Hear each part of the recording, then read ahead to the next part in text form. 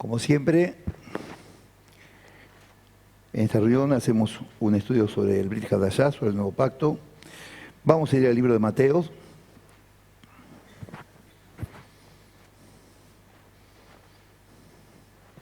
Está un poco antes de Apocalipsis, por si no. Vamos a Mateo capítulo 10, a partir del versículo 16.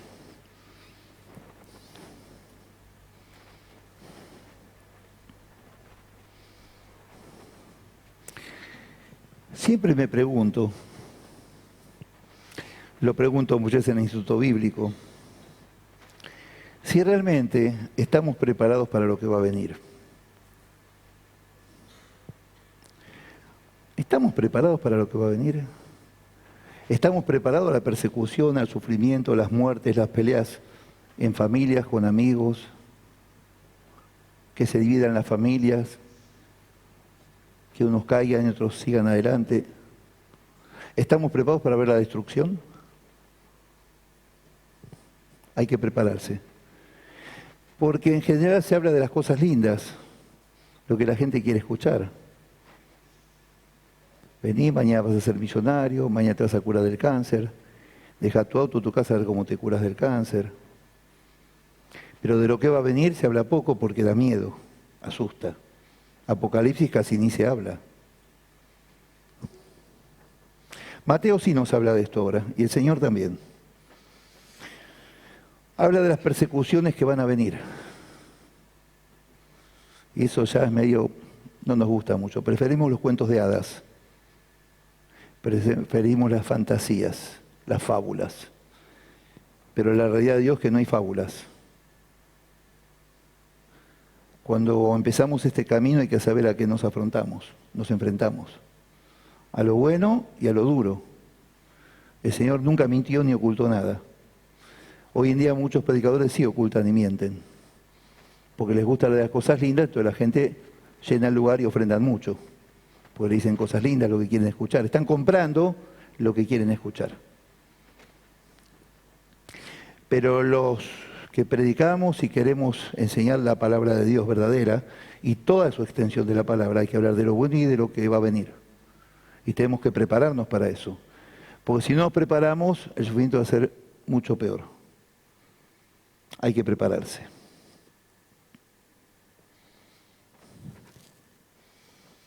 En este pasaje, Mateo reúne cosas que dijo Yeshua nuestro Señor sobre la persecución en distintos momentos. Mateo reúne tanto lo que dijo antes de la resurrección como lo que dijo después. Y Yeshua está haciendo uso del pensamiento hebreo sobre las dos edades. Nuestro Señor siempre se basa en el pensamiento hebreo porque Él no era de Groenlandia, no era de Japón, no era de la Antártida, era hebreo, como muchos de nosotros.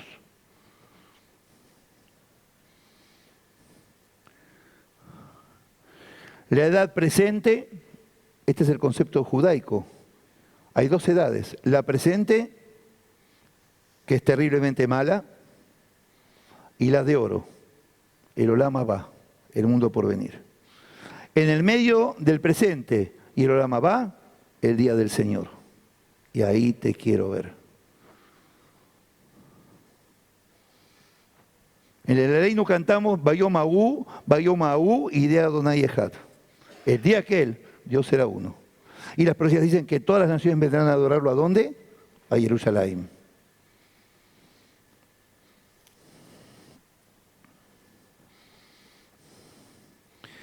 En la era del Señor dividiría a los amigos y familiares en dos bandos. Y los vínculos más estrechos se destruirán en amargas enemistades. Eso es lo que va a pasar.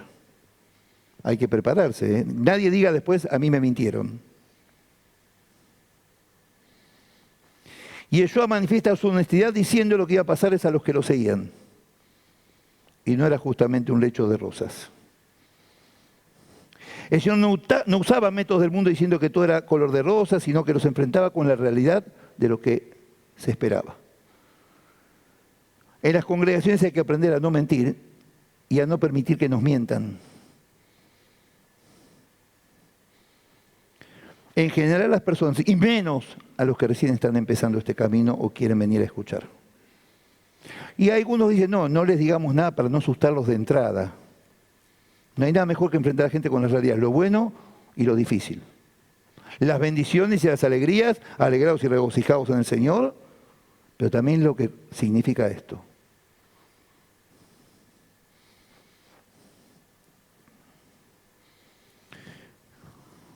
Claro, muchos tienen miedo de que se asusten y se vayan y haber menos gente.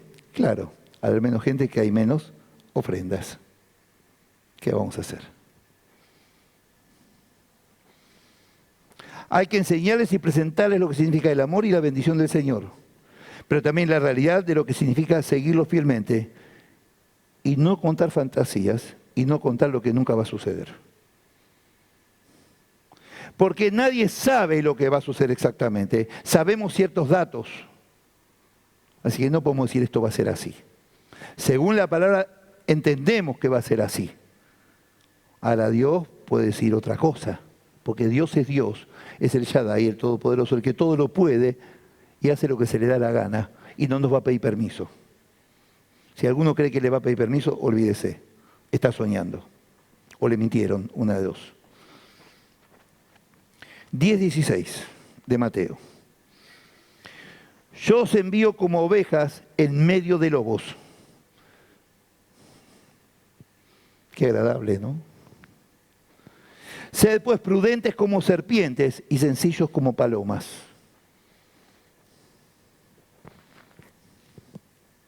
(17) Guardaos de los hombres porque os entregarán a los concilios y en sus congregaciones os azotarán. 18. Y aún ante gobernadores y reyes seréis llevados por causa mía, para dar testimonio a ellos y a los gentiles. 19. Pero cuando os entreguen, no os preocupéis. ¿Cómo que no me voy a preocupar? No os preocupéis. Vayan tranquilos. Eso nos dice el Señor. ¿Podremos o no podremos? ¿De qué depende que podamos ir tranquilos o no? ¿Del Señor? No, depende de nuestra fe en Él. Depende solamente de nuestra fe en Él, de ninguna otra cosa. Pero cuando se entreguen no os preocupéis por cómo o qué hablaréis, porque en aquella hora os será dado lo que habéis de hablar. Yo les voy a poner palabras en la boca, quédense tranquilos, confíen en mí, dice el Señor.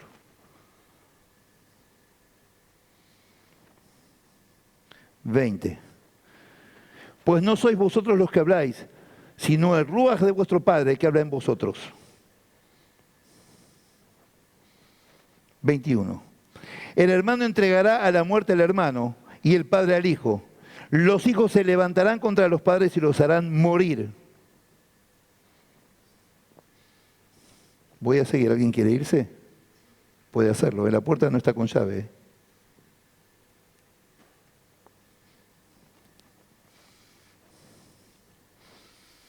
22. Seréis odiados por todos por mi causa de mi nombre, pero el que persevera hasta el fin, este será salvo.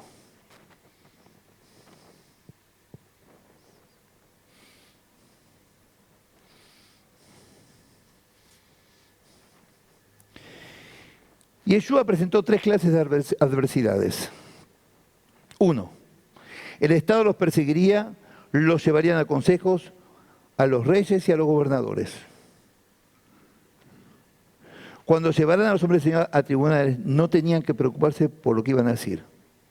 Dios iba a dar las palabras correctas y necesarias. Shmot 4:12, Éxodo, dice, cuando Dios lo llama a Moshe, ahora pues ve y yo estaré con tu boca y te enseñaré lo que hayas de hablar contigo y quiera enfrentarse a Faraón. Los primeros creyentes no le temían a la humillación.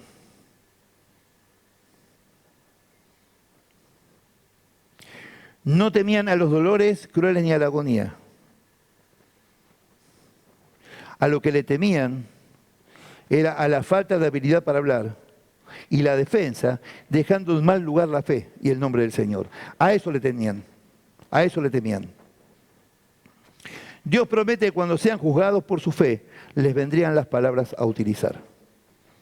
Cuando sean juzgados por su fe, no por sus metidas de pata, ¿eh? Momento. 2. Serían azotados. A ningún grupo de poder les gusta a los que quieren cambiar sus costumbres, sus imposiciones o estatutos, y todo lo que altere sus intereses. Eso produce persecución, sea de un lado o de otro, de un bando o de otro.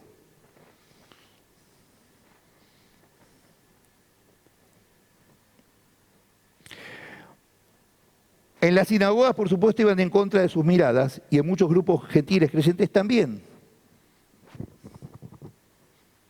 ¿O acaso no hay mucha gente acá que por estudiar Torah o hablar de Torah en las iglesias fueron echados? ¿O fueron boicoteados? Acá yo sé de varios. Porque de Torah no se puede hablar, porque ya es el pasado, ahora estamos en la gracia. Estamos en el nuevo pacto, el otro ya es obsoleto.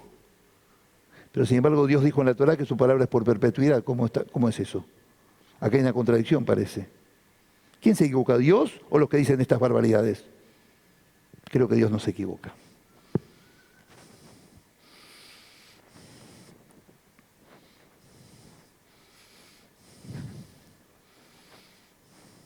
La iglesia primitiva, Pedro, Santiago,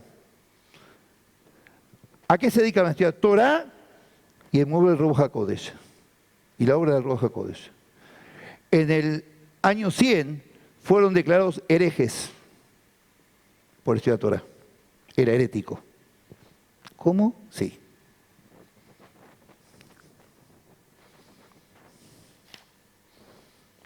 Los verdaderos creyentes, no los que dicen serlo, son los que dan vuelta al mundo y tienen que luchar contra otros que se dicen creyentes. Prosperidad y bueno, la lista es larga. Decirlo y darlo por hecho, Dios. El alboroto en Salónica, Hechos 17:6, dice: pero no hallándolos trajeron a Jasón y algunos hermanos ante las autoridades de la ciudad gritando: estos que trastornan el mundo entero también han venido acá. Bendito Dios por eso. Eso es lo que tenemos que hacer, trastornar el mundo y volverlos a lo que debió ser siempre.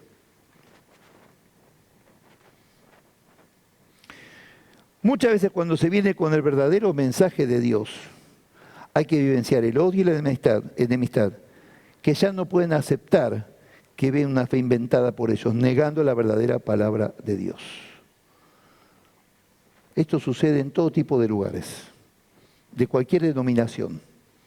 No les gusta escuchar la verdad. Necesitan manipular a las personas y manipular la palabra de Dios para poder cumplir sus objetivos. Gracias a Dios todavía hay lugares que sí se mantienen firmes en la palabra de Dios. Bendito Señor por esto. 3. La familia los perseguiría. Los que tenían más cerca y les eran más queridos los declararían locos y serían expulsados de su casa y de su familia. ¿A cuántos nos pasó eso desde que aceptamos al Señor? A muchos, ¿no? Muchos lo hemos vivido eso. A través de la historia, el verdadero creyente de Dios tuvo que enfrentarse a un mundo que no quiere escuchar. Eso genera odios y enfrentamientos. Y es cuando tenemos que elegir al Señor o la familia o amistades aferrados a lo opuesto a nuestras convicciones y creencias. Hay que elegir. Hay que elegir. Y ello les dio a entender y saber que el Estado, las congregaciones y la familia, es decir, la sociedad plena, se declarará enemigos de los seguidores del Señor, sean quienes sean.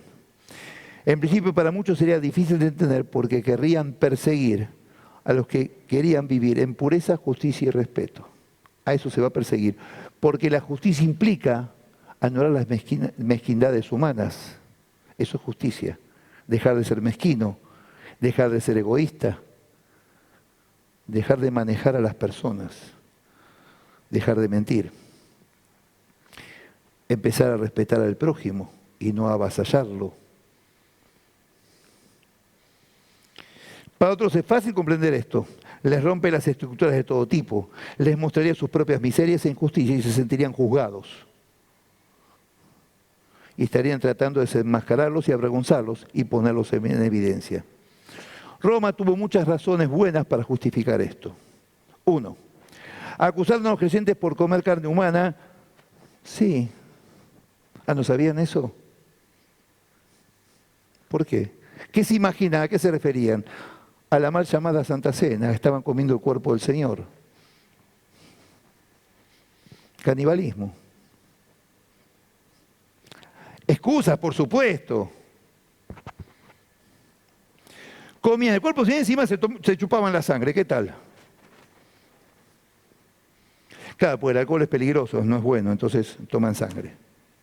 Eso argumentaba Roma contra los creyentes. Ahora, qué curioso.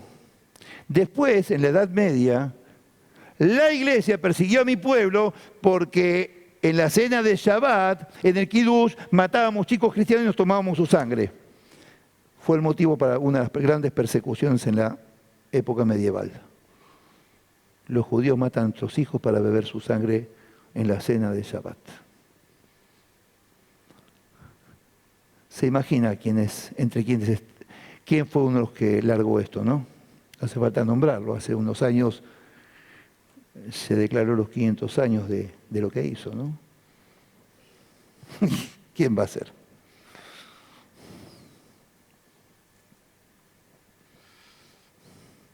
Se los consideraban incendiarios a los creyentes. Eran incendiarios. Somos incendiarios, gente, porque hablábamos del fuego del infierno. Entonces les prendían fuegos a las casas. Eso difundieron, que éramos peligrosos porque les podían prender fuego a sus casas. Los acusaban de ser ciudadanos desleales y desafectos del régimen porque se negaban a confesar la divinidad del emperador. Eran desleales a Roma. Había que matarlos. Porque el emperador es Dios y no puede haber otro Dios. Quedó claro, ¿no?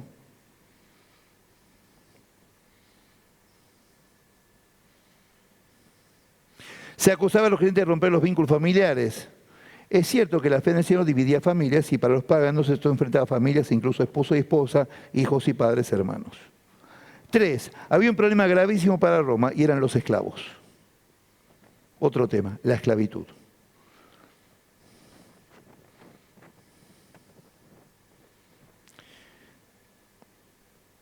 La fe en el Señor, ¿cómo planteaba la esclavitud? No se metía con la esclavitud. En el Imperio Romano habían 60 millones de esclavos. 60 millones de esclavos. Y la fe en lo que afectaría es que podría ser que los esclavos se rebelaran por no adorar al César y obedecer al César, que era Dios, sino al Dios verdadero. Para mantener el Imperio Romano era imprescindible mantener la esclavitud.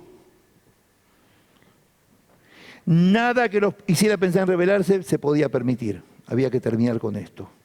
Y la mejor forma era matar a los creyentes. ¿Qué otra forma?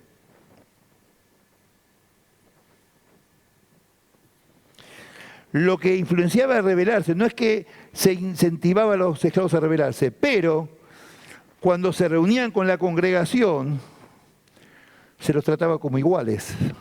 Cuando probaban que los hacían sentir iguales en un lugar, se iban a rebelar contra los otros, de ya que sí. Está claro.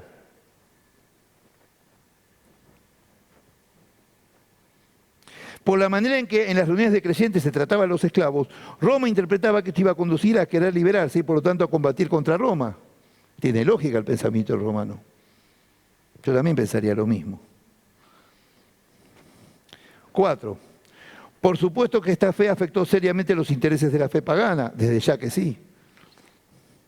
Cuando llegó la fe a Éfeso, la industria de la plata, fíjense cómo afecta todo.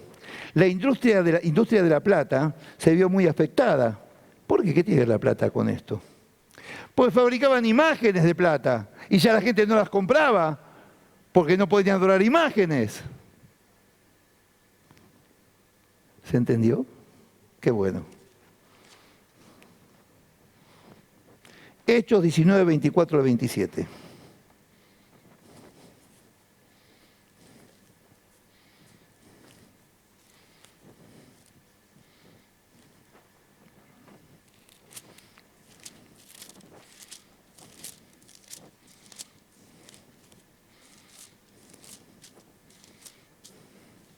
Hechos 19, 24 al 27.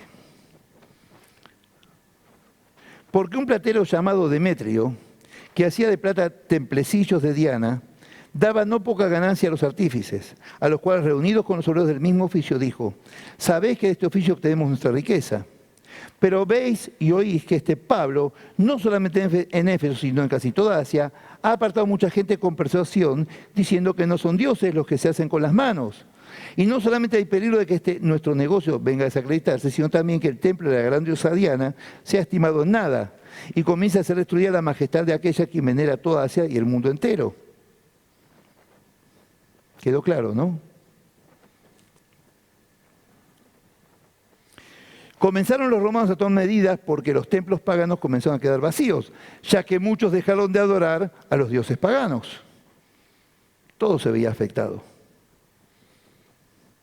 El surgimiento de los nuevos creyentes y su difusión comenzó a afectar a toda la sociedad.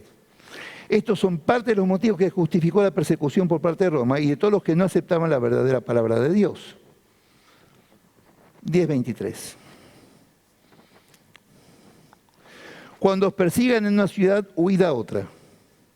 De cierto os digo que no acabaréis de recorrer todas las ciudades de Israel antes que venga el Hijo del Hombre. Bueno, acá hay todo un tema que ahora vamos a aclarar. Acá el Señor nos habla de prudencia y no de ir al frente porque sí en cualquier momento. Es decir, no ir a delatarse uno mismo porque sí. Astuto como la serpiente y manso como la paloma. Cuando fue la fiesta de Sucot, de los tabernáculos, y los hermanos del Señor iban a ir a Jerusalén y le dijeron que vaya con ellos, el Señor dijo, no, que después. Vamos al libro de Juan.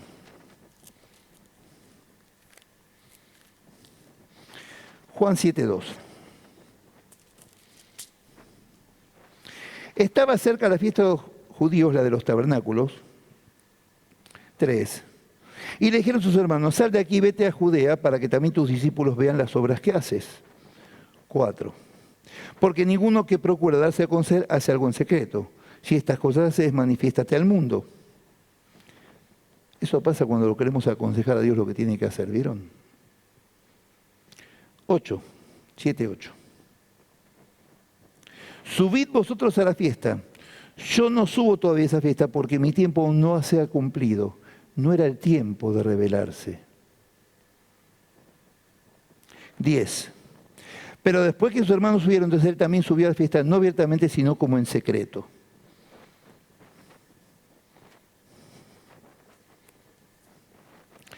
Comenzaron los romanos a tomar medidas porque los templos paganos comenzaron a quedar vacíos, por lo que ya vimos. El surgimiento de los nuevos creyentes y su difusión. Perdón, ya lo leí eso, discúlpenme. Disculpen.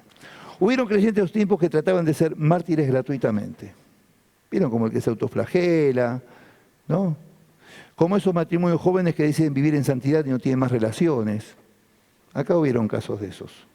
Locura total. Chicos de 20 y pico, 30 años que dicen casados, como corresponde, no vamos a tener más relaciones porque queremos vivir en santidad. Casi se divorcian. Estuvieron así. La locura total. Lo que se conoce como ser más papistas que el Papa, ¿no?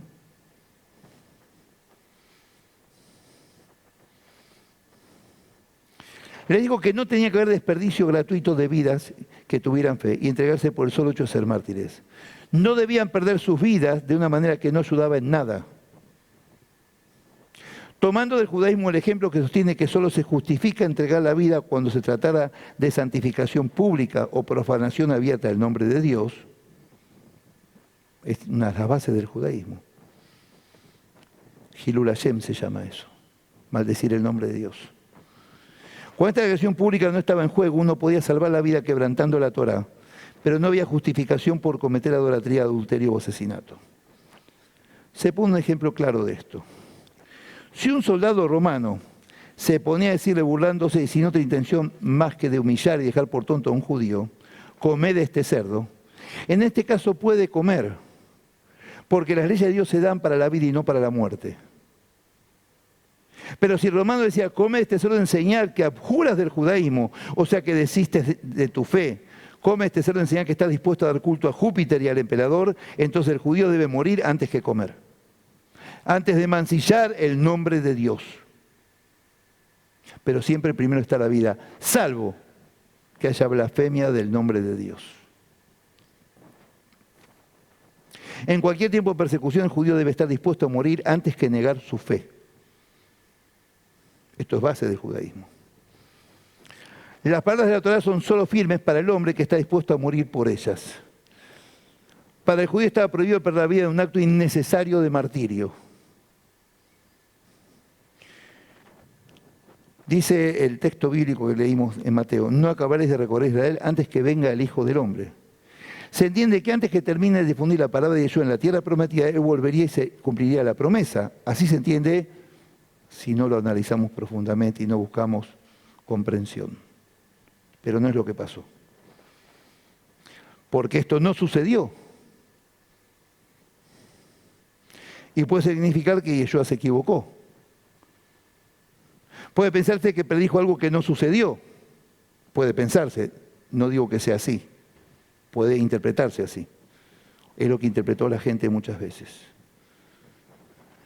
La iglesia primitiva creía en la segunda venida y pensaba que iba a suceder en esos tiempos. Era natural que pensaran que al estar en un tiempo de semejante persecución soñaran con el día de la liberación y se aferraron a cualquier dicho del Señor para que se interpretara como alusión a su pronta venida. Soñaban con eso y todo lo trataban de interpretar de acuerdo a eso. Pero leyendo en los textos algo distinto a lo que dijo Yeshua, hay 3 versiones de un mismo dicho del Señor. 3 versiones. Mateo 16, 28 dice, de cierto os digo que hay algunos de los que están aquí que no gustarán la muerte hasta que hayan visto al Hijo del Hombre viniendo en su reino. Esto dice Mateo.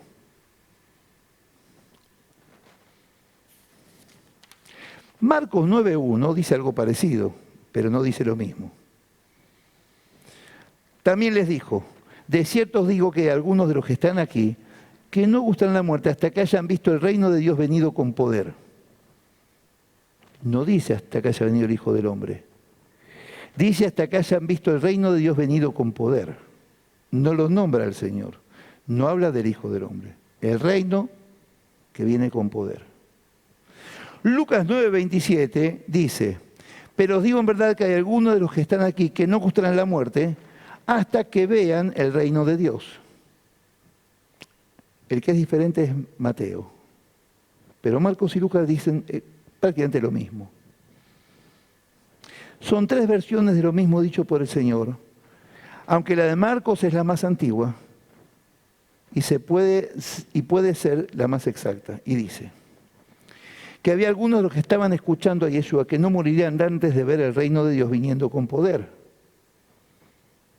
Esto fue cierto porque a los 30 años del madero el mensaje del Mesías martirizado y el resultado se había extendido por todos lados y había llegado a Roma, la capital del mundo. El reino de Dios se había venido, no el Señor, el reino de Dios había bajado. Era cierto que muchos estaban entrando en el reino, era cierto que el reino estaba viniendo con poder. Lucas lo transmite igual que Marcos. Mateo dice que venía el Hijo del Hombre y los otros el reino de Dios. Y esto es lo que no sucedió. Mateo escribió entre los años 80 y 90 después del Señor, en tiempos de tremenda persecución. Y los creyentes se aferraron a esta idea. 10:24. El discípulo no es más que su maestro, ni el siervo más que su Señor. 25. Bástale al discípulo ser como su maestro y el siervo como su Señor. Si al padre de familia llamaron Belcebú, cuanto más a los de su casa. Y ellos les estaba advirtiendo que tienen que esperar que les pase a ellos lo que les sucedió a él. En el judaísmo se conocía muy bien el dicho, bástale al esclavo ser como el amo. En el año 70, Jerusalén fue destruida. No solo el templo, sino que fue arrasada todo Jerusalén. Fue arada toda la ciudad. Hasta el nombre le cambiaron, se llamó Aelia Capitolina, para que no quede rastros de Jerusalén, ni su nombre siquiera.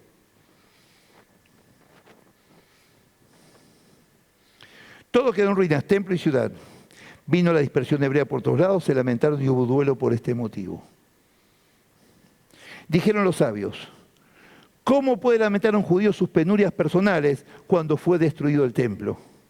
¿Cómo pueden lamentarse por sus problemas personales y sus pérdidas cuando lo más importante es que se perdió el templo, el lugar de adoración a Dios? ¿Cómo se les ocurre pensar en sus miserias, en sus cosas personales? En este dicho hay dos elementos. Uno, la advertencia, así como el Señor tuvo que llevar el madero, que no era de Él, sino de la humanidad, porque Él se llevó las cargas de todos nosotros, no se llevó sus cargas, Él no tenía. Era puro, inmaculado. Se llevó nuestro madero. También cada creyente tenía que hacer lo mismo.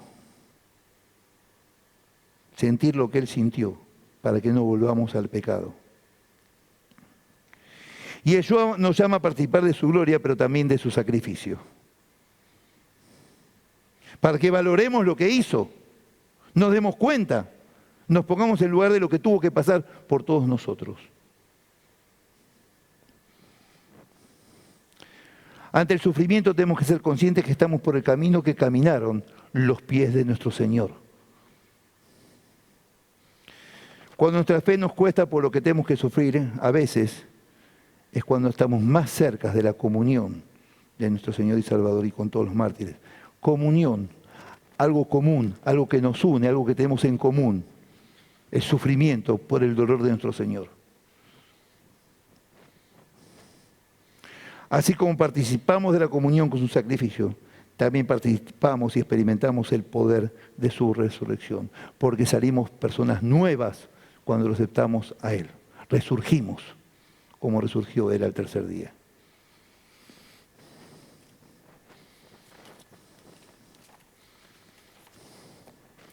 Tenemos que pensar cómo prepararnos para lo que se viene. Porque los tiempos vienen, gente. Vienen. No nos durmamos. Cuando tocamos el shofar en Rosh Hashanah, en Kippur, es para despertar del letargo espiritual. Es para que nos preparemos para estar ante la presencia del Señor. Porque va a venir, va a haber sangre, va a haber dolor. Pero después vendrá el placer de disfrutar el Olam Abba y estar sentados con el Señor allá en el reino de los cielos. Que el Señor les bendiga.